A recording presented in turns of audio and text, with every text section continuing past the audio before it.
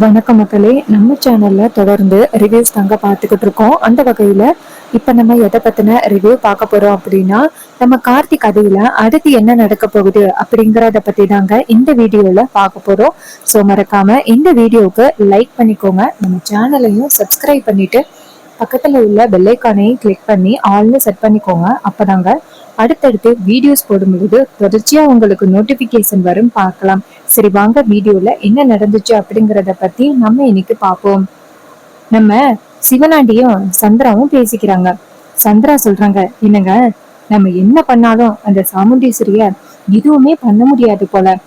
ஏன்னா எப்படியாவது ரேவதிய அந்த டிரைவர் பயலுக்கு எதிரா திருப்பி விட்டுட்டு அந்த ரேவதிய வாளாவெட்டி ஆக்கலாம் அப்படின்னு நம்ம பிளான் பண்ணோம். ஆனா நம்ம நினைச்சது ஒண்ணு, நடந்தது ஒண்ணா இருக்கு. ரெண்டு பேரும் எப்ப வந்துட்டு ஏற்காடு போயிட்டு வந்தாங்களோ அப்பையிலேருந்து ரொம்ப பாசமா நடந்துக்கிறாங்க. ரேவதியும் ஏதோ ராஜா மேல கொஞ்சமா பாசம் காட்ட ஆரம்பிச்சுட்டா. அப்படியே கொஞ்சம் கொஞ்சமா காதலா மாறி போக போகுது. இப்ப நம்ம என்னங்க பண்றது? சிவனாண்டி சொல்றாரு, இங்க பாரு சந்திரா, இப்போதைக்கு என்கிட்ட என்ன ஐடியாவுமே இல்லையே, என்ன பண்றது? சந்திரா சொல்றாங்க, என்னங்க, அவளை ஏதாவது ஒரு வகையில தோற்கடிக்கணும். ஒண்ணு வாழ்க்கையிலேயோ இல்ல அவளோட அந்த பணத்தையோ ஏதோ ஒண்ணு நம்ம தோற்கடிக்கணும். இதை கேட்டதோட நம்ம சிவனாடி கேக்குறாரு, தொழில் ரீதியா சாமுண்டீஸ்வரிக்கு பிரச்சனை கொடுத்தா என்ன? இது கேட்டதோட சந்திரா கேக்குறாங்க, என்னங்க, அதெல்லாம் சரிதான், ஆனா அவதான் ரொம்ப திறமையா செயல்படுறாளே. அதுக்கு சிவனாண்டி சொல்றாரு, அவளுக்கு பயங்கரமான ஒரு பிரச்சனையை கொடுப்போம், அவ எப்படி சமாளிக்கிறா அப்படிங்கிறத பாப்போமே. கண்டிப்பா எல்லாருமே அவளை பயங்கரமா திட்டுற மாதிரி ஒரு விஷயத்த கொண்டுட்டு வருவோம். இது கேட்டதோட சந்திராவும், சரிங்க, நீங்க என்ன பிளான் பண்ணாலும் நான் அதுக்கு உடந்தையா இருக்கேன், நீங்க கவலைப்படாதீங்க. சிவனாண்டி சொல்றாரு, சரி சந்திரா, அந்த சாமுண்டீஸ்வரிக்கு என்ன கம்பெனில பிரச்சனை வருதோ அதை இன்னுமே நம்ம ஊதி பெருசாக்கணும். அதோட நீ வந்துட்டு சாமுண்டீஸ்வரிக்கு எந்த உதவியும் பண்ணக்கூடாது. அக்கா, எனக்கு தெரியலக்கா, என்ன பண்றதுன்னு தெரியல அப்படின்னு சொல்லி சாமுண்டீஸ்வரியா பதட்டமாவே வச்சுக்கோ, சரியா? இதை கேட்டதோட சந்திராவும் சரிங்க அப்படின்னு சொல்றாங்க. அப்ப சிவனாண்டி சொல்றாரு, இன்னும் எத்தனை வருஷம் உன்னை பிரிஞ்சு இருக்க போறேன்னு தெரியல சந்திரா. அந்த சாமுண்டீஸ்வரிய பழி வாங்குறோம் அப்படின்னு சொல்லிக்கிட்டு கடைசியில உன் கூட சேர்ந்து வாழ முடியாத நிலைமை ஆகிருச்சு. இதை கேட்டதோட சந்திரா சொல்றாங்க, என்னங்க, இன்னும் கொஞ்ச நாள் தான், நீங்க கவலைப்படாதீங்க.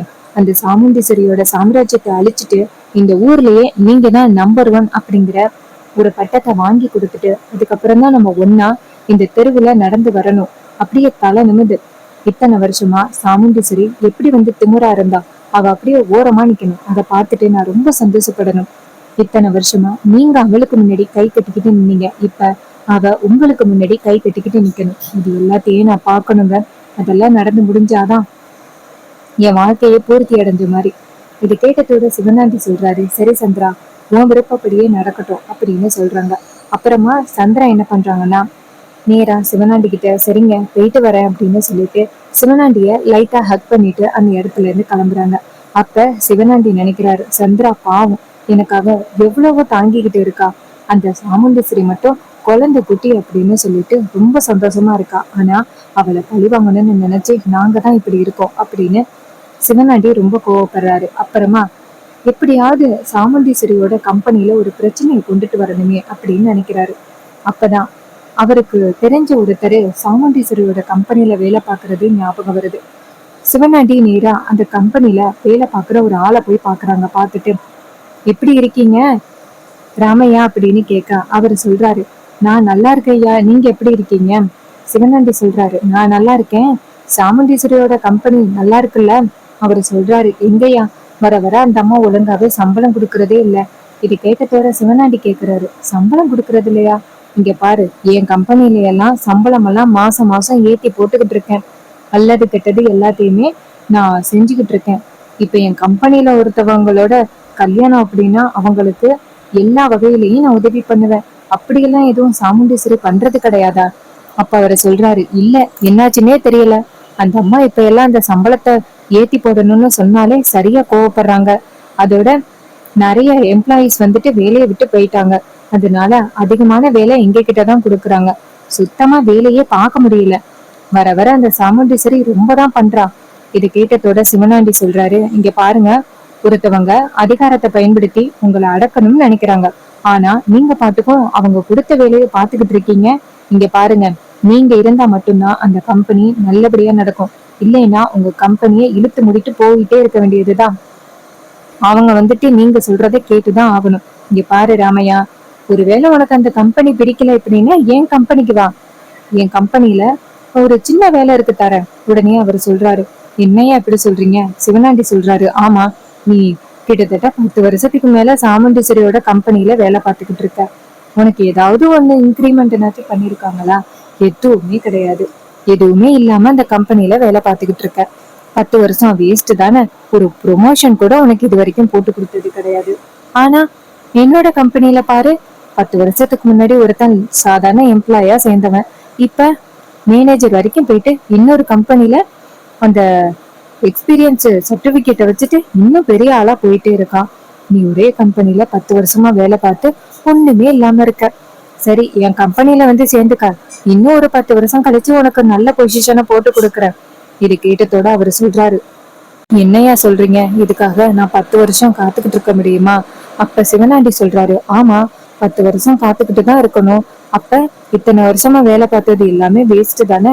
நீ போயிட்டு சாமுண்டீஸ்வரி கிட்ட கேளு, 10 வருஷமா உங்க கம்பெனில வேலை பார்த்துக்கிட்டு இருக்கேன், எனக்கு இன்கிரிமெண்ட்டும் போட்டு கொடுக்கல, ப்ரமோஷனும் போட்டு கொடுக்கல, நல்லது கெட்டது எதுவும் செய்ய மாட்டேங்கிறீங்க அப்படின்னு கேளுங்க.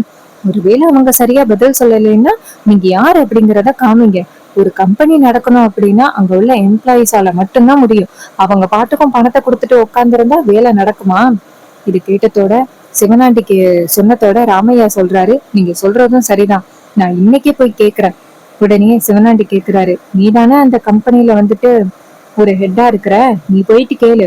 இது கேட்டதோட அவரும் சரி அப்படின்னு சொல்லிட்டு யோசிக்கிறாரு. சிவனாண்டி நினைக்கிறாரு, கொளுத்தி போட வேண்டியதை கொளுத்தி போட்டாச்சு அப்படின்ட்டு சிவனாண்டி நேரா வீட்டுக்கு போறாரு. இன்னொரு பக்கம் ராமையா நினைக்கிறாரு, ஆமா, இத்தனை வருஷமா சாமுண்டீஸ்வரி மேடத்தோட கம்பெனில வேலை பார்த்துருக்கேன், எனக்கு எந்தவித ஒரு ஹெல்ப்பும் பண்ணவே இல்லை. அப்புறம் நான் எதுக்கு அவங்களுக்கு உதவி பண்ணணும்? நான் இப்பயே போறேன் அப்படின்னு சொல்லிட்டு நேரா அந்த கம்பெனிக்கு போறாரு. கம்பெனிக்கு போயிட்டு அங்க உள்ள எம்ப்ளாயிஸ் எல்லாத்தையுமே ஒண்ணு கூட்டுறாரு. கூட்டி, இங்க பாருங்க, இது வரைக்கும் சாமுண்டீஸ்வரி மேடம் இந்த கம்பெனில நிறைய பேரை வேலையை விட்டு தூக்கியிருக்காங்க. அதுவும் அவங்களுக்கு ஆம்பளைங்களே பிடிக்காதான். அவங்க வர்றப்ப நம்ம அவங்க கண்ணு முன்னாடியே வரக்கூடாது அப்படின்னு சொல்லி எப்படியெல்லாம் பேசுவாங்க.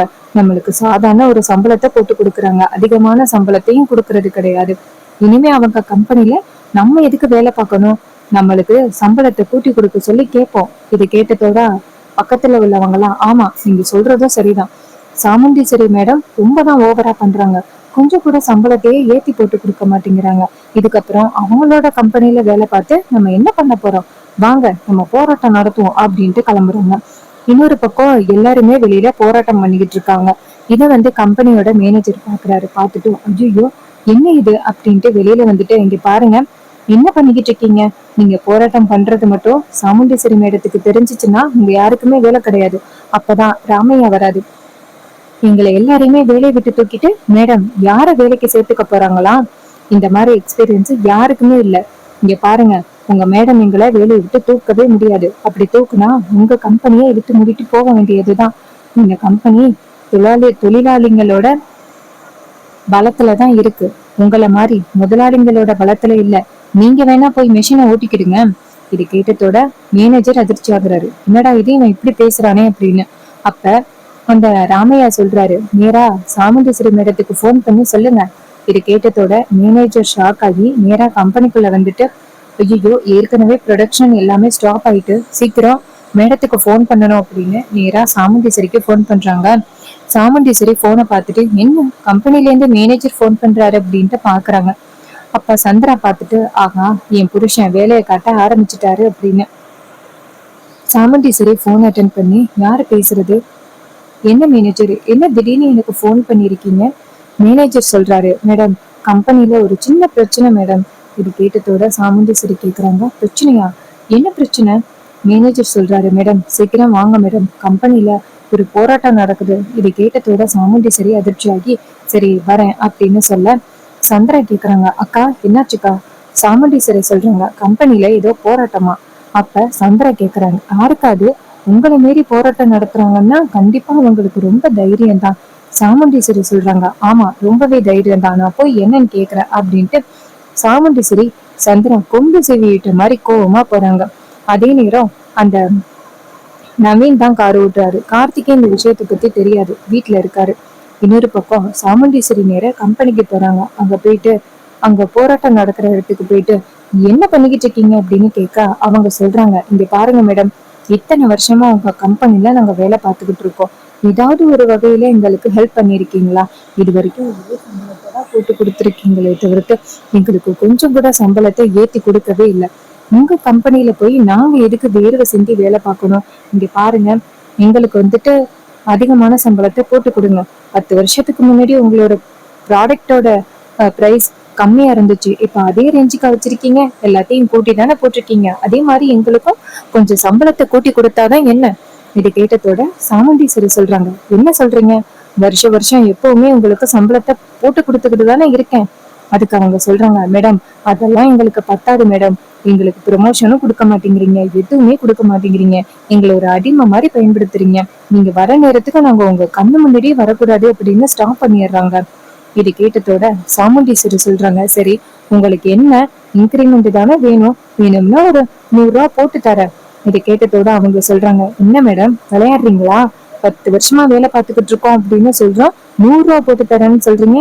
இங்க பாருங்க மேடம், இனி கொஞ்ச நேரத்துல எங்களுக்கு சரியான முடிவு வரல அப்படின்னா நாங்க கண்டிப்பா இந்த கம்பெனிக்கு இனிமே வரமாட்டோம். நாங்க கம்பெனிக்கு வரலைன்னா இந்த கம்பெனிய இழுத்து மூடுற மாதிரி இருக்கும், தெரியுமில்ல மேடம்? இது கேட்டதோட சாமுண்டீஸ்வரி கோவமாகி, ஏய் யாருகிட்ட என்ன பேசுற? உன்னை வச்சுதான் இந்த கம்பெனியை நடத்தணும் அப்படின்னு எனக்கு அவசியமே கிடையாது அப்படின்னு. அப்ப மேனேஜர் அந்த இடத்துக்கு வந்துட்டு, மேடம் ஏற்கனவே நம்ம கம்பெனில நிறைய பேர் ஆர்டர் கொடுத்துருக்காங்க. இந்த நேரத்துல இவங்க எல்லாருமே நம்ம வேலையை விட்டு தூக்கிட்டா அது நம்மளோட கம்பெனிக்கு ரொம்ப பெரிய கெட்ட பேராகிரும். ஏற்கனவே ப்ரொடக்ஷன் ஸ்டாப் ஆகி 20% லெஸ் ஆயிட்டு, இதனால ரொம்ப பெரிய ப்ராப்ளம் ஆகிரும் மேடம். இது கேட்டதோட சாமுண்டீஸ்வரி கேக்குறாங்க, அதுக்காக இவனுங்க காலில் விழ சொல்றியா? என்னால முடியாது. இது கேட்டதோட மேனேஜர் சொல்றாரு, என்ன மேடம் இப்படி சொல்றீங்க? சாமுண்டீஸ்வரி சொல்றாங்க, ஏய் போராட்டம் நடத்துறதா இருந்தா நடத்திக்கோங்க, எதுவும் கிடைக்காது அப்படின்ட்டு சாமுண்டீஸ்வரி கோவமா போறாங்க. இத பார்த்துட்டு அந்த ராமையா சொல்றாரு, என்னையா மேடம் இப்படி சொல்றாங்க? அதுக்கு இன்னொருத்தர் சொல்றாரு, யோ மேடம் கண்டிப்பா நம்ம வழிக்கு வந்துதான் ஆகணும், நம்ம போராட்டத்தை கைவிடக்கூடாது அப்படின்னு சொல்லி பேசிக்கிட்டு இருக்காங்க. இன்னொரு பக்கம் சாமுண்டீஸ்வரி கோவமா வீட்டுக்கு போறாங்க.